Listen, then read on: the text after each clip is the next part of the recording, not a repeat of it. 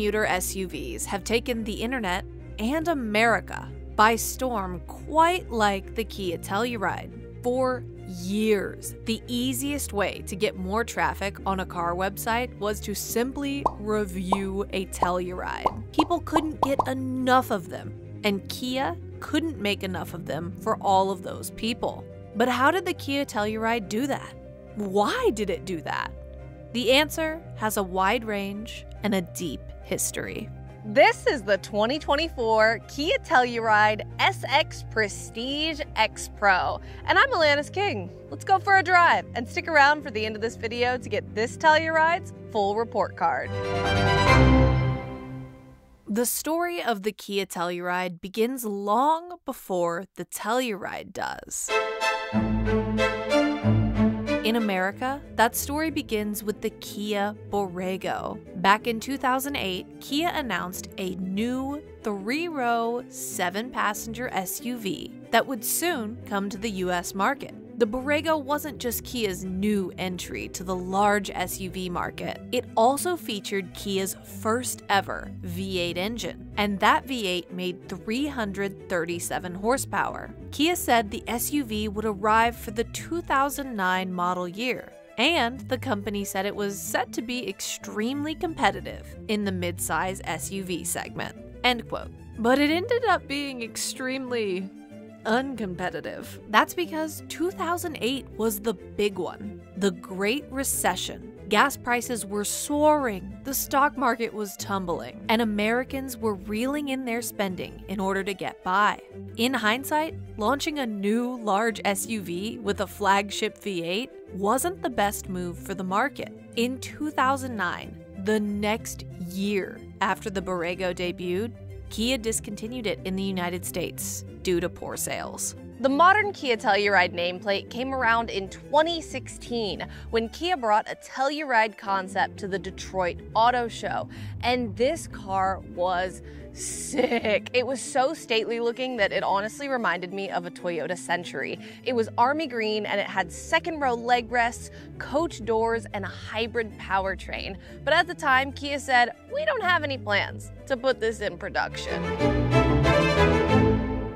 In 2018, the production Kia Telluride debuted, and honestly, this third row isn't bad. I'm 5'8.5", and I have about an inch of knee room between myself and this seat in front of me, but I don't feel cramped. It feels pretty good back here.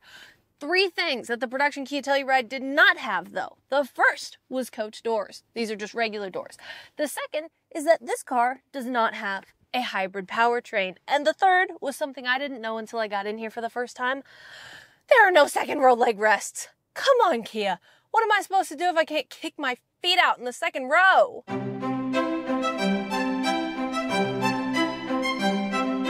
The production Kia Telluride came around in 2020, and it was the largest vehicle Kia had ever built. It came with a 3.8-liter V6 engine and an 8-speed automatic transmission, and reviewers loved it. This car started flying off of the lots at the beginning of the pandemic. Literally, Kia started calling it the Celluride because it was selling so much, and these cars were staying on dealership lots for an average of 7 to 9 days at the beginning of the pandemic, which is ridiculous. Cars stay on the lot so much longer than that. But discussion around the Kia Telluride was not all positive. If you Google Kia Telluride wait times, you will see tons of forum posts that say, "Hey, I tried to order a Kia Telluride and they're telling me I have to wait months for it."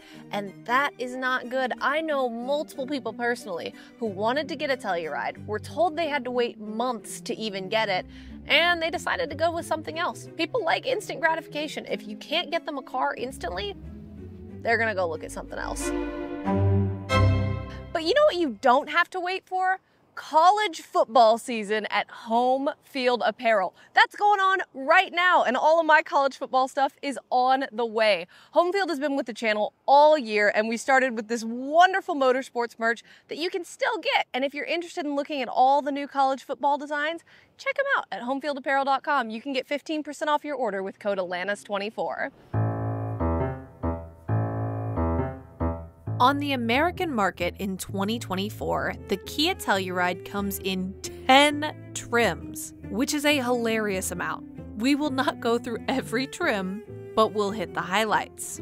The base Telluride is called the LX, and it starts at $36,000 American dollars. It has cloth seats and a bench in the second row instead of individual captain's chairs, meaning it seats a maximum of 8 people. At the top of the lineup is the SX Prestige X Pro, which starts at about $53,000. It comes standard with black Nappa leather and light-colored stitching in a thick herringbone pattern, and it has second-row captain's chairs with armrests. That eliminates the middle seat in the second row, meaning the top trim seats a maximum of 7 people. I'm driving the SX Prestige X Pro because automakers love putting their fanciest trims in the press fleets so people like me get them. This car starts at $53,185. Every 2024 Kia Telluride comes with the same 3.8-liter V6 that the car debuted with, and it still makes 291 horsepower. That horsepower goes through an 8-speed automatic transmission, and you can either spec the Telluride with front-wheel drive or all-wheel drive. This one is all-wheel drive, and there are a few interesting things under the hood of this car. The first is that we have hood struts, so you don't have to prop it up. It just floats like that. The second is that we have an actual physical dipstick, which not every modern car has. The third is that our engine air filter is like a little mail slot. Look at it. Super easy to access, super cute. And the last one is that there is so much room to work around this engine. So let's say you get to 150,000 miles and your motor mounts start shaking a little bit. They're right here. Just pop them off and replace them. This SX Prestige X Pro has 4 options: a $495 wolf gray paint coat, $225 carpeted floor mats, $155 cargo cover, and $115 carpet cargo mat with seat back protection.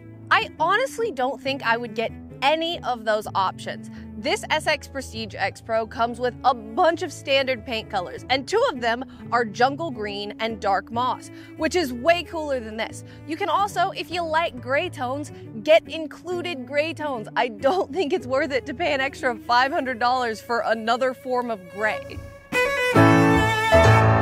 We have now made it to my favorite part of any car review, which is how many Atlantises can fit in this Kia Telluride SX Prestige X Pro's trunk. Now we're going to do this in 2 segments. The first is going to be how many Atlantises can fit right here with the seat backs up and how tight is it in here. The second is going to be how many Atlantises can fit when we flatten everything. Oh, I have to use the button. I think it's coming. Woo, it's coming. Okay, oh wow, I had my hips like curved inward because I thought it was going to be tight, but it's actually not tight in here. A solid, honestly, 2 Atlantises could fit in here if they were really flexible. Now that I fit surprisingly comfortably back here, we're going to see how many Atlantises fit with all the rows down. Look at that. 1, come on, 2, and then you have buttons to put these second row seats down. Amazing. Let's lay Atlantis down right here. Oh my goodness. You could stack me like 3 or 4 high right here. I'm going to say this is between 9 and 12 Atlantises with both of these rows down.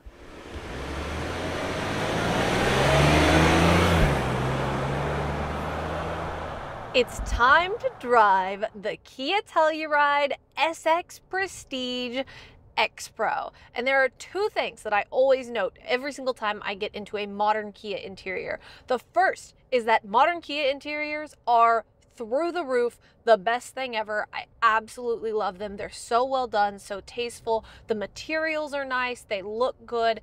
This is why people like cars like the Telluride, because you get inside and you go, wow, this is really good quality. It looks amazing in here. Second thing that I always note about modern Kia interiors is despite all this looking amazing, whatever is in the infotainment system, there is some kind of command that when you have your phone hooked up to it, it grabs a song from your phone and starts playing the first song it can find on your phone. And let me tell you a little bit of backstory here. In 2014, the band U2 and Apple put an entire U2 album on everyone's iPhone, and I never learned how to delete that album. Because I don't feel like it. I don't want to learn. So every single time I get into a Kia, it goes searching for that song. Boom, U2 song on the infotainment screen immediately.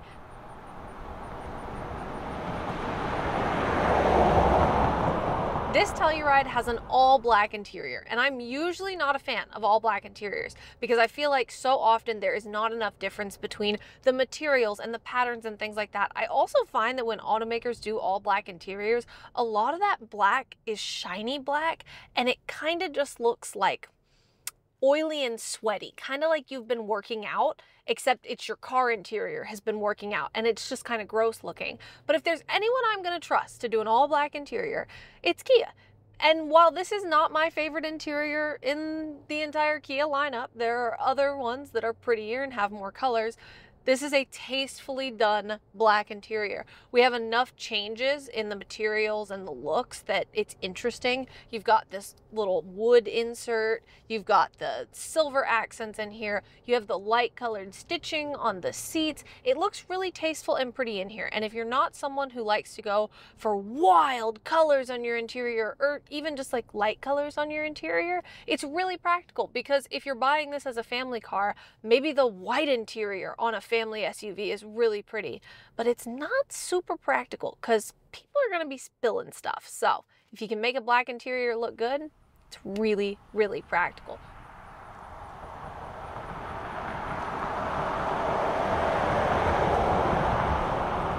One thing I do not love about this interior that I have said before, and I will say again, is why are there no second row leg rests?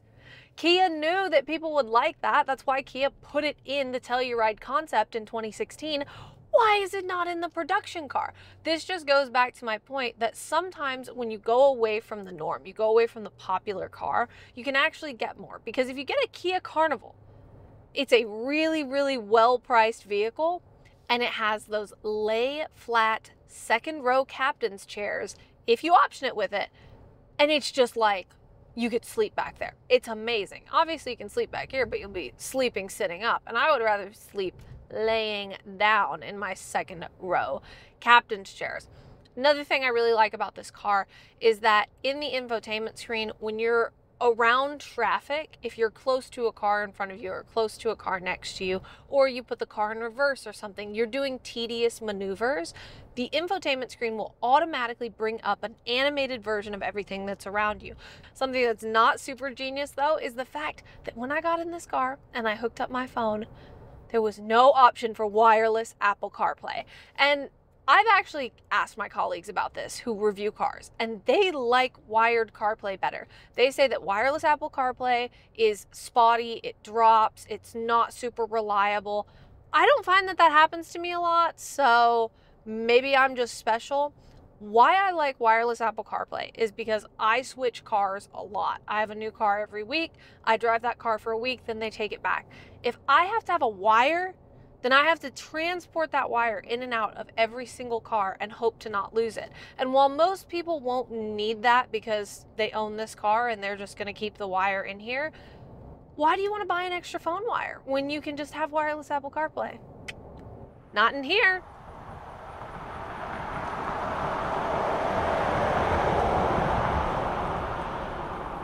The next thing I want to note that is not super great about the inside of the Telluride is that there's not a lot of piano black in here, which I love.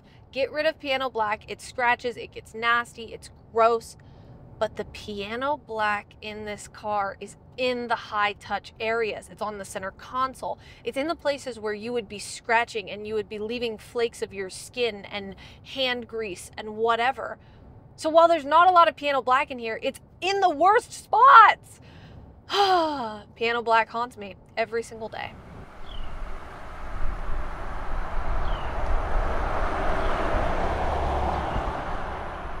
Now let's actually talk about driving impressions in this Telluride, and we're gonna start with a horn test. Ready?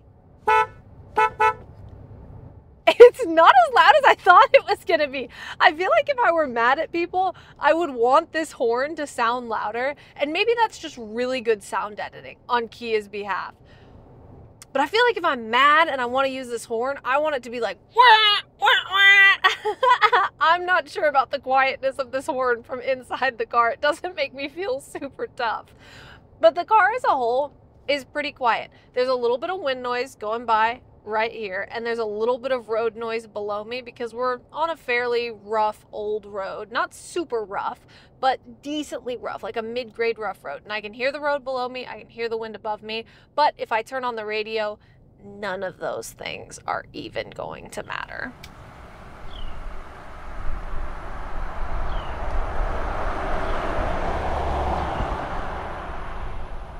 All right, let's check out this all-wheel drive acceleration.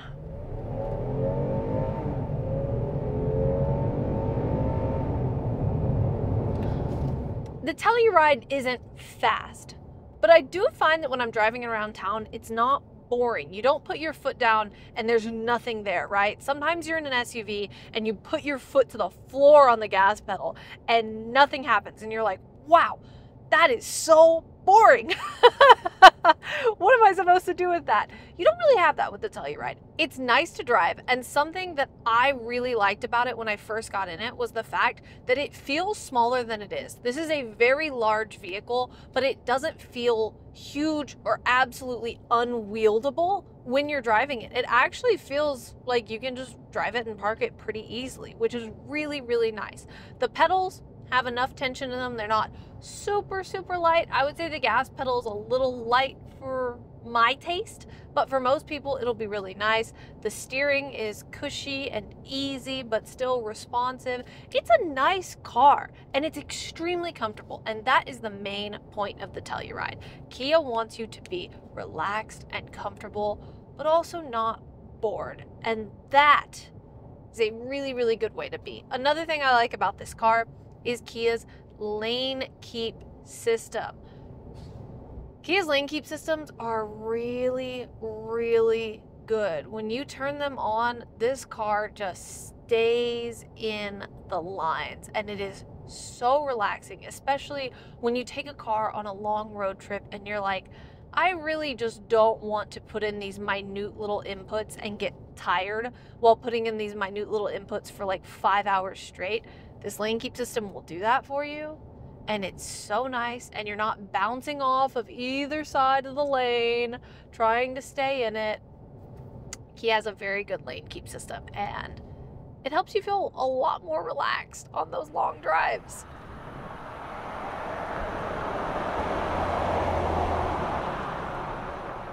The Kia Telluride took everybody by storm. It was a surprise debut, and people jumped on it, so much so that other people had to go get something else because they didn't want to wait the many, many months they would have to wait to get a Telluride. And that is a testament to this car doing what it set out to do: provide a big, comfortable, luxurious SUV for people who want to go on long road trips and take their family with them. That's exactly what this does. And not only is it comfortable and good to be inside, but it's also really beautiful. And so many modern automakers just don't put in all of that effort in their interiors to make them truly beautiful. Kia does, and I hope they keep that up, because that will propel them to the top of a lot of people's lists.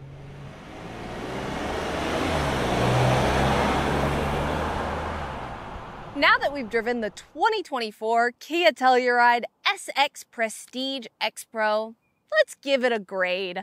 Welcome to Alanis's report card. The exterior on this car gets an A- because I love the presence the Telluride has, but also this car has been on the market for about 5 years now, and it's starting to show a little bit of its age. I do think when a new Telluride comes around, it'll look kind of like the new Kia EV9 and the new Kia K8. It'll have a different headlight setup, and it'll look really modern. So for now, A- right there. The interior also gets an A-, and this interior would be like a million times above an A if it had second row leg rest. Why are there no leg rests in the second row? That just made me so upset.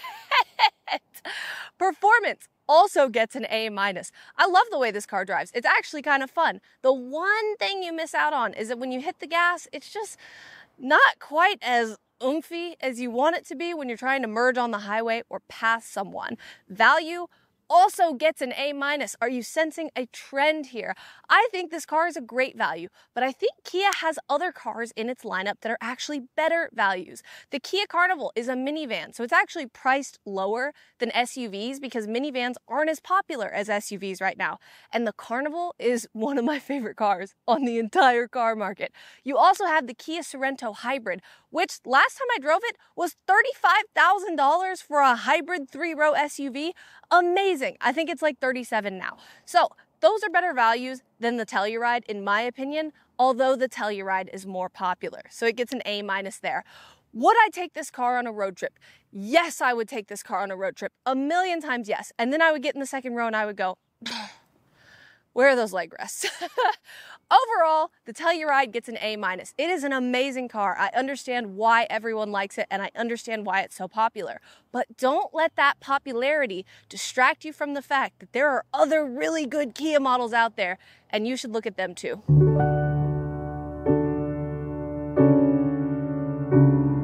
The Kia Telluride entered the American car market and did what Kia failed to do before. Give the United States a huge, stately Kia SUV that blew everyone away, and not due to the price of fueling it. That's what the Kia Telluride has been and will likely continue to be. I am a huge fan of Kia products. Anytime someone reaches out to me for advice on a commuter car, I say, check out those Kias, I love them. And people look at me weirdly when I say that because I drive all kinds of sports cars and performance cars and everything like that. Alanis, why are you so obsessed with Kias? Because they're really, really good. I love the Telluride, the Carnival, the Sorento Hybrid, all of them because Kia does such a good job with its interiors. Americans spend so much time inside their cars, and time will tell how the reliability is on these specific ones. But if we're spending that much time in the car, it might as well be a good experience. And Kias are.